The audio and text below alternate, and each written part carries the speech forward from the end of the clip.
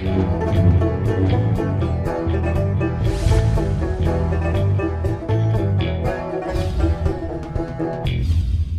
I'm the Deadwood Jedi. This is another Raid Shadow Legends video, and I'm still apologizing for not having posted anything in a while.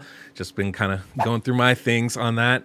This is kind of how life is sometimes, you know? A little bit hard sometimes being, not having anybody be on top of you, being anywhere or do anything at a certain time. So just kind of been going through my thing, but not here to talk about that. I'm here to talk about the Sand Devil Necropolis, this terrible dungeon with these terrible mechanics and these horrible oils that I have a feeling, boy, I hope is going to get changed in one direction or another because it needs it. I mean, frankly, it just needs it. It's that simple. Like, it's just not a good dungeon. The rewards aren't worth the energy or the effort, and it's so difficult.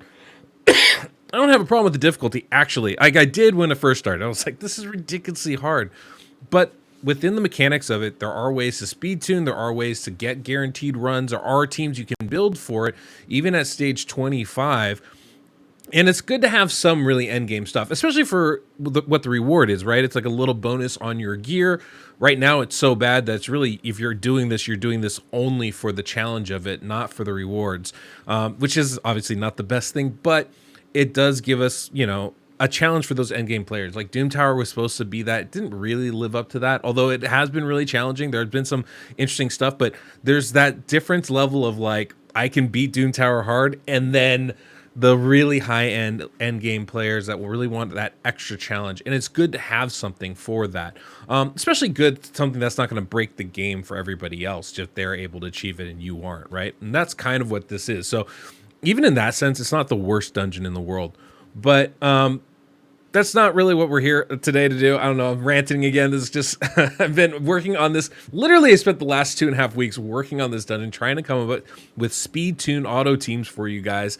For myself too. Not that I really plan on running this dungeon a lot, but I'd like to be able to if I want to. At some point, I want to get through it, right? I like the challenge of it.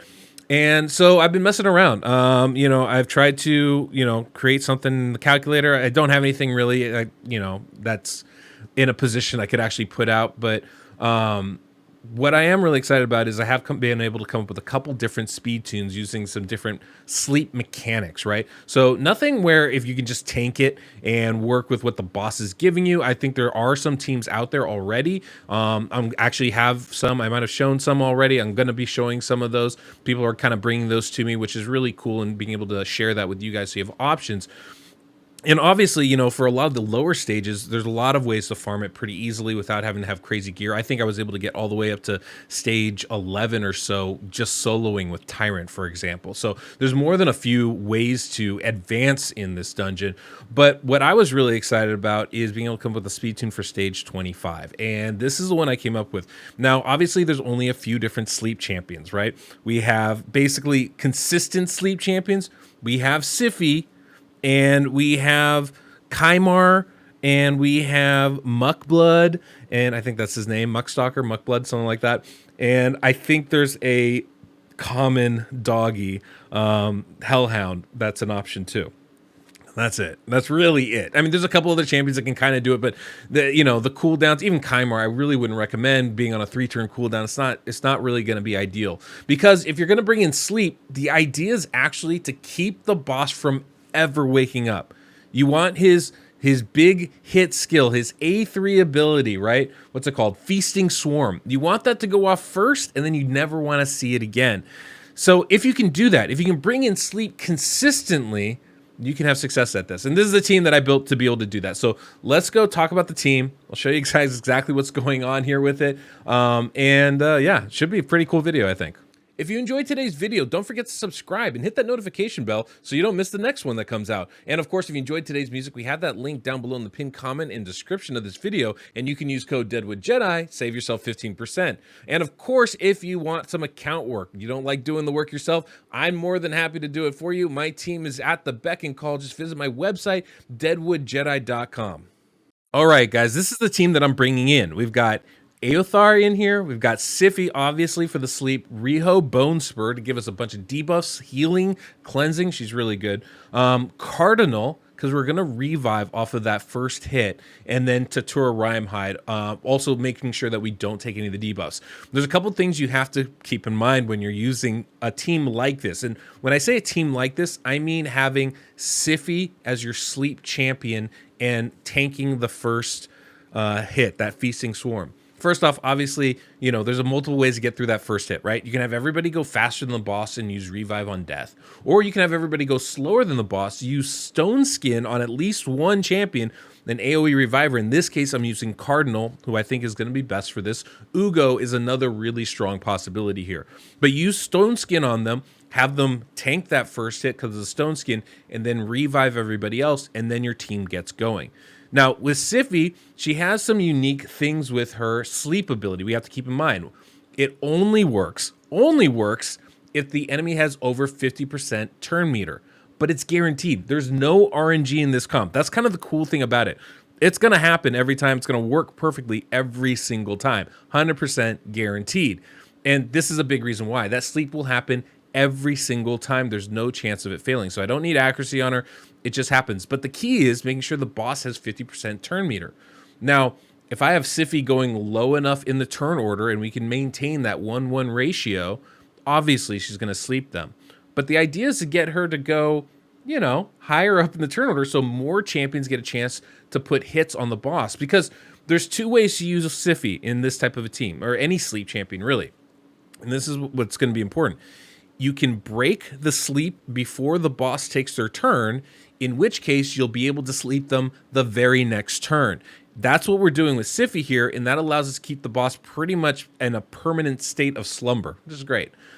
The other way to do it is to let the sleep expire naturally, but then you can only heal for the turns where he's asleep. You can only put debuffs for the turns where he's asleep. So you're really only kind of getting like half the attacks and approach.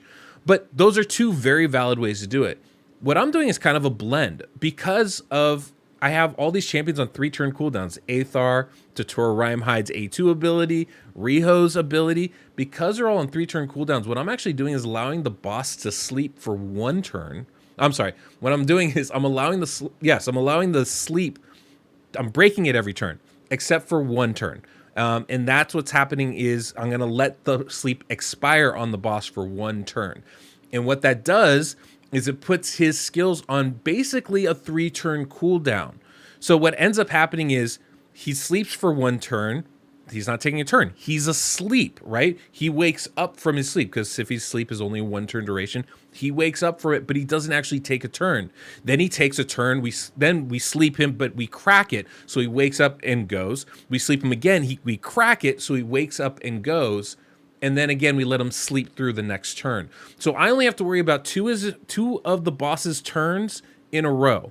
And by doing that, it allows me to block the debuff, so I never have to worry about the debuffs landing on us either. And that's actually really, really important, right? I don't think we have enough turn meter in this team to cleanse it, so we do need to block those debuffs. That's why I have Tatura Rhyme-Hide in this group, and it works pretty good. Now, I have Riho because she brings a bunch of debuffs plus HP burn, which is really doing the damage for us. Bring Aethar because, like I said, we need to time those hits out. We need to crack the sleep 2 times, but not crack it on a 3rd turn. That's where it gets a little tricky because Tatura doesn't attack with Tatura's A2 ability, right? This is a non-attack skill.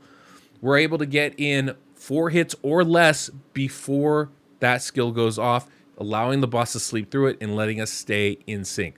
I know it's a lot to kind of take in. It's probably a little confusing for you guys. So let's go ahead. We'll jump in. You guys can see the run, and then I can kind of talk through exactly what's happening here. Now, there are other options with Siphi, right? We're going, like I said, on a 3-1 ratio, but we could do it on a 2-1 or a 2-4 ratio, 4-turn ratio, whatever. We can do it differently. But there you can see, we got the Stone Skin. We block all the the damage. Cardinal survives. Revives everybody with the full turn meter, which is great. And then we go through, we crack the shield, the boss goes, right? We're using the Veil from Tatura to help us survive. One of the reasons why I like Tatura for this, everybody was healing enough from Siphi's passive so that we were able to survive it. Plus I'm using combinations of things like stalwart gear to help keep everybody alive. But outside of that, that's the big thing. You can see right there, the boss actually slept through that turn. But every other time, we're going to be able to crack the shield. Now, He slept through a turn. That means he's immune to sleep for the next turn. So we're just hitting blank. We're not throwing any debuffs out there because we're not getting anything going. But here he went. That hit is his A1 is pretty weak in general. Now, at this point, Siphi's going to sleep him, right? We got 5 hits to go. We got 4 right there from Aethar while Riho healed, which isn't a hit, and then Tatura finishes off. That cracks asleep. He wakes up. Now, next turn, we can sleep him again. Right here, Siphi, boom, sleeps again. There we go. Riho starts putting the debuffs out there, right? We're going to get a double hit from Aethar. That's 3 hits. And then Tatura puts on the shield and block debuffs. He wakes up naturally, doesn't actually take a turn. We can't sleep him this turn. That's totally fine. We're just going to use our A1 skills, hit the boss, and, you know, wait for him to take his next turn, which happens right here. Boom. We're tanky enough to survive that hit, which is important. Now, after that big hit, that's the big one, right? That's the A2 ability here, that Dune Tempest. That's the one that really hurts. We need to heal up here because, what's it called? Cardinal and Siphi, they go before the sleep, so they don't actually have a chance to heal naturally. That's why I have Riho in her with her massive AoE heal, so she heals everybody up after that Dune Tempest ability. It's a really strong skill, and it works really nicely. I did try this with other timings of this, and I really need that healing to happen after that ability because Siphi has such good passive healing in her kit. She actually overheals herself and Cardinal, so they never actually, they're always at max HP. Even as that's decreasing, they're always at max HP to the point where eventually the boss will kill them because their max HP gets down to like a sliver. So they never are able to erase that, recover that. That's why we need Riho to cleanse, or heal, I guess is a better way of phrasing it, to heal after that Dune Tempest hit. And so that's kind of the timing of all this, right? I needed somebody with 4-hit ability like Aethar to go, but only for that one time when Riho does her healing, because I need that to happen so that when Tatura takes his 1 attack, he'll actually crack the sleep and wake the boss up. It's a lot. It's complicated. I've really been on this for like 3 weeks trying to like figure this out and like really kind of find something that makes this work. Maybe 2 weeks. I don't know. However long it's been since we got to try this on the test server, which I'm on right now. And so, yeah. But the cool thing is this is a full auto team. Now, is this fast? No. I mean, we're halfway through. It's about 3 minutes in. I am going on 1-time speed, so obviously it would go a little bit faster normally. I'm having it this slow so you guys can kind of see it and watch the mechanics of everything. You will notice that up here, this sleep counter, it never goes below 3, right? Because we're sleeping this boss basically every single turn, he never gets a chance to use his Feasting Swarm. And that makes everything so much easier. We don't ever have to worry about tanking that skill because that's incredibly hard to do. We are getting almost full debuffs out there as well. So even the A2 ability, Dune Tempest, isn't going to be doing a lot of damage to us. We'll be able to survive it. Now, if we don't get that decreased attack from Riho up, there is a possibility that we could die. Like, we have to make sure that our champions are strong enough and tanky enough to survive the hits from the boss, right? I've had Cardinal get pretty low before. Siphi could get pretty low. You can see their max HP is still down a fair amount. It's probably going to stay about that range. But if I can build them tanky enough using stalwart gear or whatever else I can, they should be able to survive that hit. It's not crazy hard, especially with all the debuffs we have out there and the decreased attack specifically. And then the great part here is when Riho goes, she helps erase that max HP that is lost and keeps them at a reasonable level to continue the fight. And so that's kind of the big thing with that. If you're trying to figure out who else can you use? Are there substitutes for these champions? Boy, that's a tough one. I honestly have looked through almost every single champion in this game to find the perfect combination. This is what I found. So, yeah, I'm sure there's other alternatives for this, but it's tricky. And you really have to time out the hits to make it work. And that can be really tough, right? Because every single turn, you got to make sure you're having the right amount of hits. You're waking things up at the right time. You want to make sure you're getting your heals at the right time. You want to make sure you're getting your debuffs at the right time. Because it's very easy to have your debuffs try to be landed when the boss is immune to being asleep or when everybody's awake. And so it can get really tricky. But I'm really happy because this does work. Now, obviously, if I can get any of these legendary champions, well, if I can get Riho or Tatura to have an ascension so they get that smite ability, I bet we could cut our runtime in half. I mean, that's such a strong damage dealing skill here that would do massive wonders for for our overall damage. But as it is, even with the HP burn and the poisons from Aethar, we do pretty good damage. Generally, those poisons are doing, I think, about 24,000 a piece, and the HP burn's doing 147,000, I want to say. So we do pretty close to 250,000 every single, or 225, whatever, depending how many poisons there are up. Every single, you know, or I would say 3 out of every 4 turns, just about. So we do a fairly good job of debuffing this boss and doing damage to it, but obviously there's ways to improve that. But, you know, my big thing is like, can I farm this overnight? You know, I'm not going to farm this dungeon every day, maybe not even every month. But if I can farm it when I do, if I can just, you know, spend a day or a few hours and farm it, not have to worry about failing, all of a sudden that becomes a lot better. I'm less worried about the time. I'm more worried about the success. Now, obviously this run is a little bit on the slow side because I had it on half speed. I'll do a full run. At the end of this, I'll show you the full time it took to actually do this run in a 2 speed setting. But this is pretty good. I mean, we did it. No worries. We can see everybody's still got at least half health or just about. Siphi and Cardinal are pretty low. And this is obviously, you can get a little dicey as you get towards the end there, but generally this is a pretty successful team without a whole lot of, you know, RNG on it. If, you know, if they're not surviving, build them with more defense, more HP, whatever, get them to survive, and you should be in pretty good shape generally. But yeah, pretty happy with it, I'd say. So there you go. So obviously I'm on the test server right now, and it keeps doing this thing where it kicks me off every time a run ends. It's very annoying right now.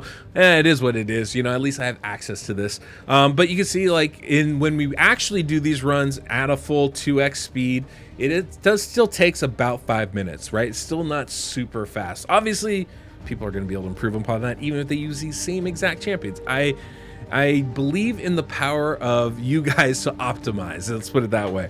But it's a steady team, it's a consistent team, you never have to worry about it failing, and I don't anticipate running this dungeon a whole heck of a lot, and if that's the case, 5-minute run is not super bad. So, you know, without having to build a crazy, tanky, surviving team, I think this is a pretty good damage number and pretty good time out there. There are faster teams out there. I do have other comps I'll be sharing with you guys, but I'm pretty proud of this one. I like this one. I'm proud of this. This is one I can do. You know, maybe you guys can do better.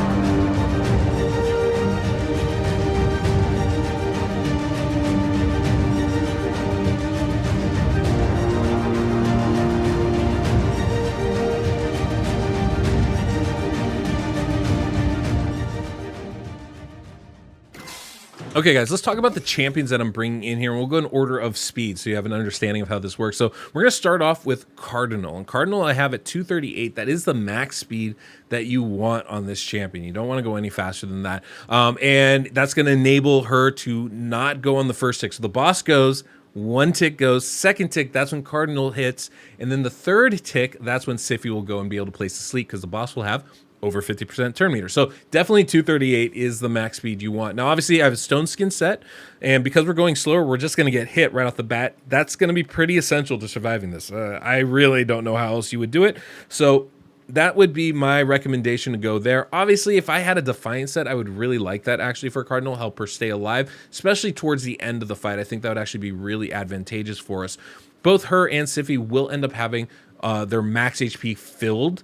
God, it gets reduced, but the HP that they have left will pretty much always be full when the A1 skills hit because of the passive skills from Siphi. There's just no way to get around that, unfortunately. So they're always going to be kind of have less HP than they should. And so being able to, mitigate some of the damage from the second skill, the A2 ability of the boss, will be really helpful. I think Defiant would be good. I do have to be careful that it doesn't mitigate too much damage. We need leave room for Riho to heal and reduce some, heal back some of that lost max HP as well. So there's a balance there, but I think that would be good for her. But obviously, big defense, big HP. With all these champions, though, you're going to notice a couple things. There are no turn meter reduction or turn meter boost skills on the masteries. There are no cooldown skills on the masteries either. Everything has to be finely tuned. We need to know exactly how many hits we're getting with each champion. We need to know exactly how many when the buffs are happening for every champion. All that stuff has to be very finely tuned. So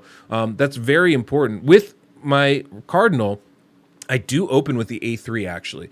It is a kind of another way to delay things, right? Because Cardinal gives everybody a max turn meter boost with a revive.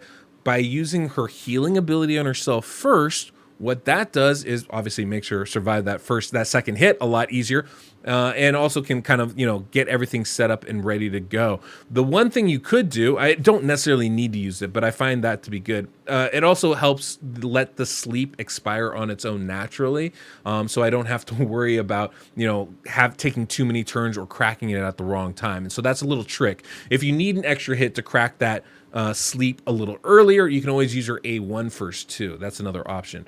And then obviously we have the revive prioritized after that. The next champion I should get into is Siphi, the Lost Bride. Obviously she's the one that makes this work with that sleep ability. 237 speed is what I have her at. She just has to be slower than Cardinal. That's it. Slower than Cardinal and faster than everybody else, and it'll work just perfectly. Obviously I have her built very tankily, a lot of HP, a lot of defense.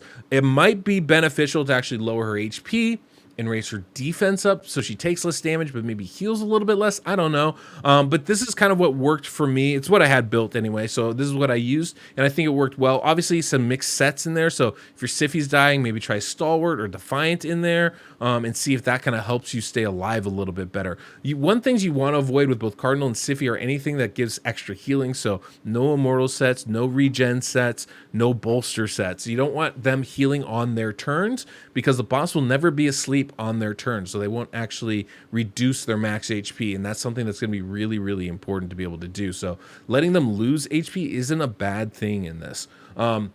And so that's how I have her set up. Basically turned off all of her skills except for her A1. That's the only one that's really active here. And then next on the list, I think it's going to be Riho. Yeah, we have Riho here at 235 speed. Again, just needs to be slower than Siphi.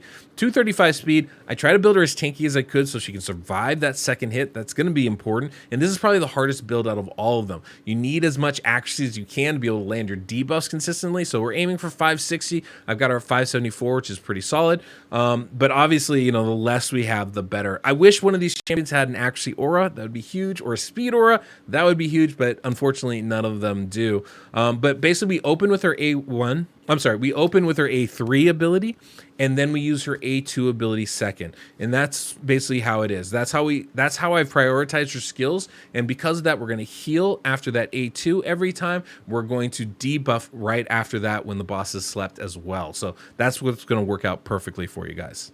All right, next champion we're going to bring in is Aethar, and Aethar is the last champion I added. I got him at 235 speed. Doesn't really matter the order of him and Riho. Either one can be in front of the other. That's not going to be important. What is important are the amount of hits that they have, right? So obviously I need to build them tanky enough to survive. That's the stalwart here. It's really important to be able to do that. And obviously he brings debuffs, so I want some accuracy on him. But he's not necessary for debuffs, right? That's not really why I need him in there. So you definitely have some flexibility. The big thing are the skills and the hits that he has. And basically, I needed a champion with a 4-hit skill. For 1 turn is what I needed, because what ends up happening, I guess I could have done it for 2 turns, but I need a 4-hit skill for 1 turn. And the reason is pretty simple. When Tatura goes last and uses the block debuff skill, it's not a damage ability, so we cannot wake the boss at that point. If we wake him before that, Tatura just won't go, and that'll mess everything up. So that's the one time when the boss is going to sleep through everything. The turn after that, doesn't matter how many hits we're doing because the boss is already awake and can't be reslept. But in the turn after that, this is where it gets complicated, right? The turn after that, while the boss is asleep, we do want to wake him up. So we want to make sure we get our 5 hits in, right? And so that's going to be the trick. And so I need to make sure that it's exactly on Tatura's turn that it wakes up. That's the turn also when Riho's using her A3, because that's when we need a heal, right? So the boss needs to be slept. So the trick is, Riho doesn't take an attack. Tatura takes 1 attack. That means I need a 4-hit ability to be able to wake the boss up perfectly in sync. And that's why Aethar is perfect, because he's got a 4-hit ability on his A2 skill. It's the only time it really matters, right? The turn before, everybody goes, but it doesn't matter how many attacks we're getting because the boss cannot be slept, right? Or hits we're getting. And then the turn after that, you know, we have to make sure we have less than 3 hits or less, I think is what it is. Because obviously, you know, Riho goes, Aethar goes, but then Tatura needs to be able to place that block debuff. So we cannot wake the boss on that. If we do it early, it'll mess everything up. So it's kind of tricky. It was really tricky actually trying to find somebody that would fit perfectly for this role here. But Aethar does a great job with this. So I'm really happy to bring him in here, and actually very happy with the result, and the poisons just help things go a little bit faster. So I think that's actually a really, really good result for us. So, and then the very last champion, Tatura Rhymehide. And Tatura Rhymehide, I have a 234 speed, 234, 233. That is the slowest that we can go. So, you know, had to make sure we're doing that, because at that point we're going to be going last in the turn order every time, but won't get outsped by the boss.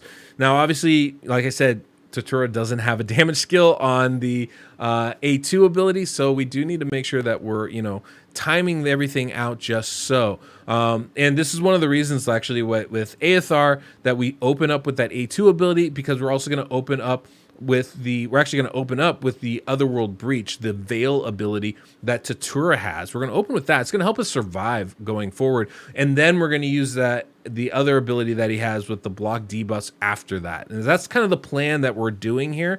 So we have Aethar using the A2 because it's going to pair with Riho's A3. We're going to have, you know, Tatura take the block debuffs right after that. That's going to keep us affinity friendly throughout. Obviously, built him tanky enough to survive. Stalwart gear is so good for this boss, and so that's pretty much the big deal here. I could put accuracy on him, I guess, if we wanted to, but it's not really necessary. So I know this is a bit of a long video and definitely convoluted and kind of hard to follow. So, you know, obviously, if you're going to try and do this scene, you might need to watch it a couple times. Honestly, it's a little confusing for me too. Like, I spent a lot of time trying to figure this out, and everything is very precise in how it works. But if I was going to give an overview of what's going on here, it's kind of simple. Basically, we have Cardinal going just slow enough so that when Siphi takes a turn, which will be after Cardinal, the boss will always have 50% turn meter. That means we get to sleep the boss basically every turn. And that's going to be great for us. Of course, we have to time all the skills, and making sure we get the right hits, right number of hits at the right time is going to be vital for us. We have everybody on a 3-turn cooldown because we sleep the boss, allow him to wake up naturally. We don't break it for 1 turn, and that allows him to be immune on the next turn. And then the turn after that, we make sure to break it. And then we sleep him again. That means that we're on a 3-turn cooldown, right? 1 turn, he's sleeping. The other 2 turns, he's using his skills, the A1 and the A2 respectively. And so those are the only 2 turns where we actually have to worry about the debuffs landing on us. And that's where we need to block the debuffs, right? And so that's kind of one of the reasons why I thought this would be good. It also allows us to time out when we get the healing from Riho, so that the max HP of our fast champions that are never going when the boss is asleep, Siphi, and Cardinal. So they actually have a chance to regain their lost max HP. That's the only time they're able to do that is when Riho heals. It's a very big heal, which is why it's so effective. Obviously, you could use other healing champions in that role, but the problem is then where do we get our damage from? Also, how do we get enough hits in to crack the shield or crack the sleep when we need to crack it? This is why I brought Aethar in there, right? Aethar will do enough multi-hits on one of his skills to crack the sleep ability on the boss, but not too many hits on the time where we need the boss to sleep. So it's about that kind of timing right there. I basically need one skill to be 3 attacks or less and one skill to be 4 attacks or more, however that would work out, right? It's a really tricky kind of balance to find there, but thankfully we were able to do that. Obviously, you got to be really careful with your masteries, right? No Giant Slayer, no War Master, no turn meter stuff. You got to follow the same rules as you would with Clan Boss, right? No turn meter stuff, no skill, cooldowns, cycle of magic kind of things.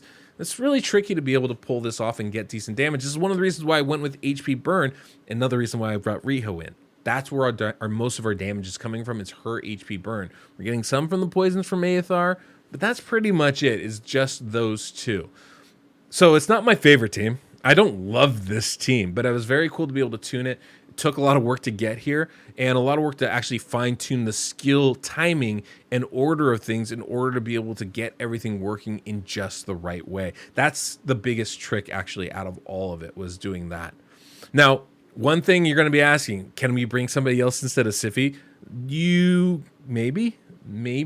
The thing about Siphi, guaranteed, never have to worry about debuffs failing. If you bring in somebody like a Hellhound, one, I don't know how you keep him alive, but even if you can keep Hellhound alive, the bigger trick is the sleep ability. If it doesn't land, if that resistance happens at the wrong time, well, it's going to throw off the timing of the entire comp. Being able to sleep the boss matters, right? And it can work, right? Like you saw, the sleep counter kept going up. And it's not like it's going to completely fail on us if we don't sleep all the time, but it definitely can create some problems. And if we don't sleep when we need to heal, for example, that can create some major issues for us. Now, I would say that you can definitely try using a Maeve for this, but she's so inconsistent, I wouldn't really do that. I wouldn't trust that to actually work. And every time I've tried, it's failed. But those are really the ones I've thought of. Now, Muckblood is another great option as a champion that brings sleep, but Muckblood sleep lasts 2 turns duration, right? And it's only can be placed every other turn. That means at an optimal, what's going to end up happening is you're going to be working on a 2-turn cycle, right? Basically, sleep the boss, wake the boss, sleep the boss, wake the boss. So the boss is going to have 1 turn sleeping, 1 turn awake, and everything's going to have to be timed around that. So you're talking about basically 4-turn cooldowns on all of your skills. It can work. It's just a little bit trickier, a little bit different timing for everything, but it can work. And these speeds do work for a team like that. But again, you have to time out the skills and everything else to make sure that you're either waking or not waking the boss at the appropriate time. So that's always something to kind of keep in mind when you're talking about this stuff. Siphi can also be done on a 4-turn cooldown, right? With what we have going on here, the key to that would be not breaking the shield every other turn. If you don't break the shield, I keep saying shield. If you don't break the sleep every other turn, it'll expire naturally, but that's still a turn where the boss slept.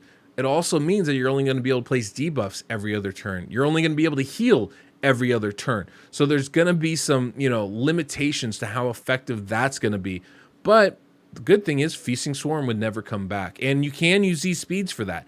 These speeds allow Siphi to sleep somebody at every single turn, right? As long as you don't break the shield before the last champion goes, you will be able to use these speeds pretty much with whatever combination of champions you want. So you just need Cardinal and you just need Siphi. Outside of that, you can bring in, you do need to be able to block the debuff, so you do need to time that ability out. And then you're going to want to bring in some kind of damage, so whatever that looks like.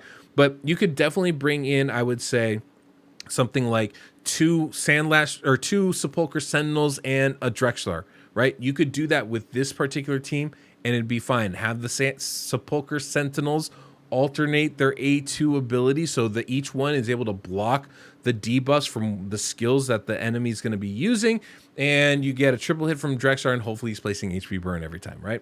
That's the idea. You know, you could use a Tyrant for that as well, and just let the boss wake up every time.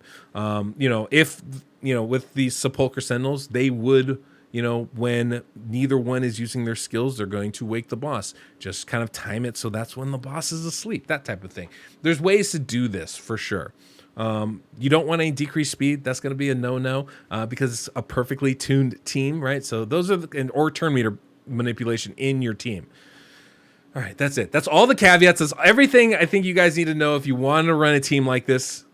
I wish you the best of luck. I apologize for the length of this video. I apologize for not posting more and sooner, but I thank you guys for coming back and for watching and subscribing and hitting that notification bell. So, you know, next month when I decide to put out a second video, you guys will make sure to catch it and won't miss it. Anyway, guys, thank you so much. I really do appreciate you all. And yeah, that's all we got. So till next we meet, I'm the Deadwood Jedi.